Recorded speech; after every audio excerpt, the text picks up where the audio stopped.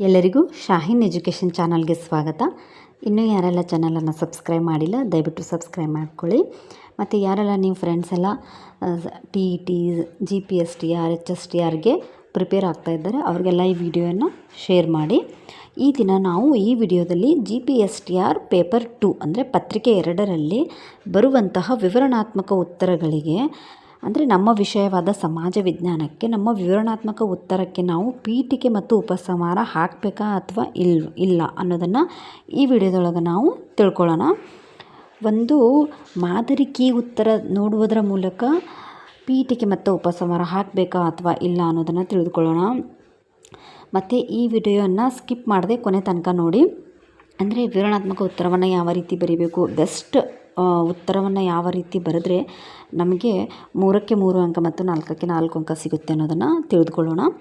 ನೋಡಿರಿ, ಇದು ವಿವರಣಾತ್ಮಕ ಉತ್ತರಗಳಿಗೆ ಸಮಾಜ ವಿಜ್ಞಾನಕ್ಕೆ ಅಷ್ಟೇ ಅಲ್ಲ, ಮತ್ತು ವಿಜ್ಞಾನ ವಿಷಯದವರು ಕೂಡ ಇದನ್ನು ಅಪ್ಲೈ ಮಾಡ್ಕೋಬಹುದು ಯಾವ ರೀತಿ ಬರಿಬೇಕು ಅನ್ನೋದನ್ನು. ಮತ್ತು ನಾನು ಯಾವ ರೀತಿ ಬರೆದಿದ್ದೆ ಅನ್ನೋದನ್ನು ಈ ವಿಡಿಯೋದೊಳಗೆ ಹೇಳ್ತೀನಿ. ಕಂಟಿನ್ಯೂ ಆಗಿ ಈ ವಿಡಿಯೋನ ನೋಡಿರಿ. ಮತ್ತು ಅದೇ ರೀತಿ ವಿವರಣಾತ್ಮಕ ಉತ್ತರಗಳಿಗೆ ಎಷ್ಟು ವಾಕ್ಯಗಳಲ್ಲಿ ಉತ್ತರವನ್ನು ಬರೆಯಬೇಕು, ಹೆಚ್ಚು ಬರೆದ್ರೆ ಹೆಚ್ಚು ಅಂಕ ಸಿಗುತ್ತೋ, ಕಡಿಮೆ ಬರೆದ್ರೆ ಕಡಿಮೆ ಅಂಕ ಸಿಗುತ್ತೋ ಅನ್ನೋದು ಕೂಡ ಗೊಂದಲ ಇರ್ತದೆ. ಈ ವಿಡಿಯೋದೊಳಗೆ ಮುಂದೆ ಅದನ್ನು ಕೂಡ ಹೇಳೋಕ್ಕೆ ಪ್ರಯತ್ನ ಪಡ್ತೀನಿ ನಾನು. ಈ ವಿಡಿಯೋನ ಫುಲ್ ನೋಡಿರಿ, ಗೊತ್ತಾಗುತ್ತೆ ವಿವರಣಾತ್ಮಕ ಉತ್ತರ ಯಾವ ರೀತಿ ಬರೀಬೇಕು, ಎಷ್ಟು ವಾಕ್ಯಗಳಲ್ಲಿ ಬರೀಬೇಕು, ಮತ್ತು ಪದಗಳಲ್ಲಿ ಬರೆಯೋದನ್ನು ಇರುತ್ತೆ. ಇದರಲ್ಲಿ ಪದಗಳನ್ನು ಉಪಯೋಗ ಮಾಡ್ಕೊಂಡು ಯಾವ ರೀತಿ ಬರೀಬೇಕಂತ ಹೇಳಿ ನಾನು ನನ್ನ ಚಾನಲಲ್ಲಿ ವಿಡಿಯೋ ಆಲ್ರೆಡಿ ಅಪ್ಲೋಡ್ ಇದೆ. ಒಂದು ಸಲ ವಿಸಿಟ್ ಕೊಟ್ಟು ಎಲ್ಲ ವಿಡಿಯೋನ ಒಂದು ಸಲ ನೋಡಿರಿ. ಇಲ್ಲೊಂದು ಮಾದರಿ ಉತ್ತರವನ್ನು ತಗೊಂಡು ನಾವು ಈ ವಿಡಿಯೋದೊಳಗೆ ವಿವರಣಾತ್ಮಕ ಉತ್ತರವನ್ನು ಯಾವ ರೀತಿ ಬರಿಬೇಕು ಮತ್ತು ಪೀಠಿಕೆ ಹಾಕಬೇಕು ಹಾಕಬಾರ್ದು ಅನ್ನೋದನ್ನು ಈ ವಿಡಿಯೋದೊಳಗೆ ತಿಳಿದುಕೊಳ್ಳೋಣ. ನೋಡಿರಿ, ಒಂದು ಮಾದರಿ ಪ್ರಶ್ನೆನ ತೆಗೆದುಕೊಂಡಿದ್ದೀನಿ ನಾನು ಇಲ್ಲಿ. ಪ್ರಶ್ನೆ ನೋಡಿರಿ, ಪ್ರಶ್ನೆ ಬಂದುಬಿಟ್ಟು ಗುಪ್ತರ ಇತಿಹಾಸವನ್ನು ತಿಳಿದುಕೊಳ್ಳಲು ಇರುವ ಆಕರಗಳನ್ನು ಪಟ್ಟಿ ಮಾಡಿ ಅಂತ ಹೇಳಿ ಪ್ರಶ್ನೆ ಮಾಡಿದ್ದಾರೆ.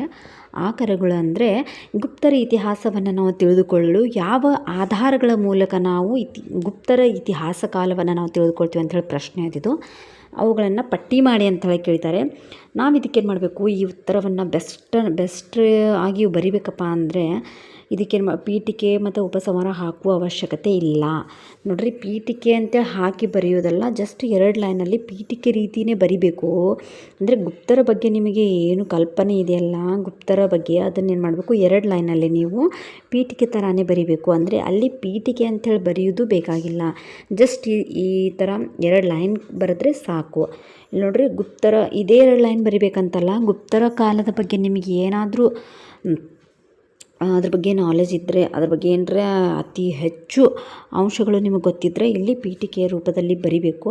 ಗುಪ್ತರ ಯುಗವನ್ನು ಸುವರ್ಣಯುಗ ಅಂತ ಹೇಳಿ ಕರಿತೀವಿ ಅಂತ ಎಲ್ಲರಿಗೂ ಗೊತ್ತದ, ಅದನ್ನು ಬರೀರಿ. ಮತ್ತು ಗುಪ್ತರ ಸ್ಥಾಪಕ ಸ್ತ್ರೀಗುಪ್ತ, ಇವರ ರಾಜಧಾನಿ ಪಾಟಲಿಪುತ್ರವಾಗಿದೆ. ನೋಡಿರಿ, ಇಷ್ಟು ಕಾಮನಾಗಿ ಎಲ್ಲರಿಗೂ ಗುಪ್ತರ ಕಾಲದ ಬಗ್ಗೆ ಗೊತ್ತೇ ಇರುತ್ತೆ, ಇದಿಷ್ಟು ಬರೆಯೋದು.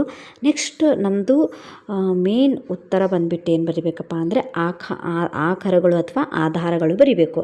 ಇದು ಬರೆದ್ರೆ ಫುಲ್ ಮಾರ್ಕ್ಸ್ ಸಿಗುತ್ತೆ ನಿಮಗೆ. ನೋಡ್ರಿ, ನಾನು ಎಷ್ಟಂದರೆ 5 ಆಧಾರಗಳನ್ನು ಬರೆದಿದ್ದೇನೆ. ನಿಮ್ಗೆ ಇನ್ನೂ 1-2 ಗೊತ್ತಿದ್ದರೆ ಅದನ್ನು ಕೂಡ ಆ್ಯಡ್ ಮಾಡ್ಕೋಬಹುದು. ಜಸ್ಟ್ ನಾನು ಒಂದು ಮಾದರಿ ಉತ್ತರ ತೋರಿಸುವ ಮೂಲಕ ನಿಮಗೆ ಹೇಳ್ತಾ ಇದ್ದೀನಿ. ಪೀಠಿಕೆ ಮತ್ತು ಉಪಸಂಹಾರ ಇಲ್ಲಿ ಹಾಕಬಾರ್ದು. ಸ್ಟಾರ್ಟಿಂಗಲ್ಲಿ 2 ವಾಕ್ಯಗಳನ್ನು ಬರೀರಿ, ಅದಕ್ಕೆ ಪ್ರಶ್ನೆಗೆ ಸಂಬಂಧಪಟ್ಟಿರುವಂತಹ 2 ವಾಕ್ಯಗಳನ್ನು ಬರೀರಿ. ಮತ್ತು ನೆಕ್ಸ್ಟ್ ಏನು ಕೇಳಿದಾರಲ್ಲ ಪ್ರಶ್ನೆ, ಅದಕ್ಕೆ ಡೈರೆಕ್ಟ್ ಸೀದಾ ಉತ್ತರ ಬರೆದುಬಿಡ್ರಿ ಆಧಾರಗಳು ಅಂಥೇಳಿ.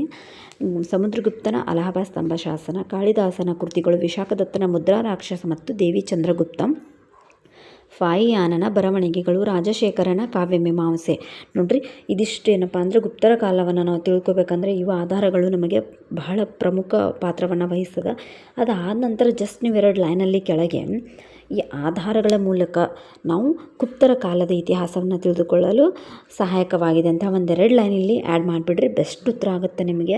ಇದು 3 ಮಾರ್ಕ್ಸ್ ಸಿಗಿದ್ರೆ ನಿಮಗೆ 3 ಮಾರ್ಕ್ಸ್ ಸಿಗುತ್ತೆ. ಮತ್ತು 4 ಮಾರ್ಕ್ಸ್ ಸಿಗಿದ್ರೆ ಏನು ಮಾಡಿರಿ, ಇದಕ್ಕೊಂದು ಸ್ವಲ್ಪ ಅಲ್ಲಿ ಪೀಠಿಕೆ ಅಂದರೆ 2 ಲೈನ್ ಸ್ಟಾರ್ಟಿಂಗಲ್ಲಿ ಹೆಚ್ಚು ಬರೀರಿ, ಒಂದು ಸ್ವಲ್ಪ ಲಾಸ್ಟ್ ಉಪಸಂಹಾರ ಅಂತೇಳಿ ಹಾಕೋದಿಲ್ಲ, ಜಸ್ಟ್ ಲಾಸ್ಟ್ ನಿಮ್ಗೆ ಆನ್ಸರ್ ಬರೆದ್ಮೇಲೆ ಏನು ಅನ್ನಿಸ್ತದೆ ಅನ್ನೋದನ್ನು ಒಂದೆರಡು ಲೈನಲ್ಲಿ ಬರೆದ್ರೆ ಅದು 4 ಮಾರ್ಕ್ಸಿಗೆ ಆನ್ಸರ್ ಆಗುತ್ತೆ. ಈ ರೀತಿ ಬರೆದ ಮೂಲಕ ನಿಮ್ಮ ಉತ್ತರವನ್ನು ಆಕರ್ಷಣೀಯ ಆಗಿ ಮಾಡಬಹುದು. ನೋಡಿರಿ, ಇದು ವಿಡಿಯೋ ಇಷ್ಟ ಆದರೆ ಲೈಕ್ ಮಾಡಿ, ಕಮೆಂಟ್ ಮಾಡಿ, ಮತ್ತು ನಿಮ್ಮ ಫ್ರೆಂಡ್ಸ್ಗೆಲ್ಲ ಏನು ಮಾಡಿರಿ, ಶೇರ್ ಮಾಡಿ. ಎಲ್ಲರಿಗೂ ಥ್ಯಾಂಕ್ ಯು. ಈ ವಿಡಿಯೋ ನೋಡೋದಕ್ಕೆ ಎಲ್ಲರಿಗೂ ಆಲ್ ದ ಬೆಸ್ಟ್ ಮತ್ತು ಒಳ್ಳೆಯದಾಗಲಿ.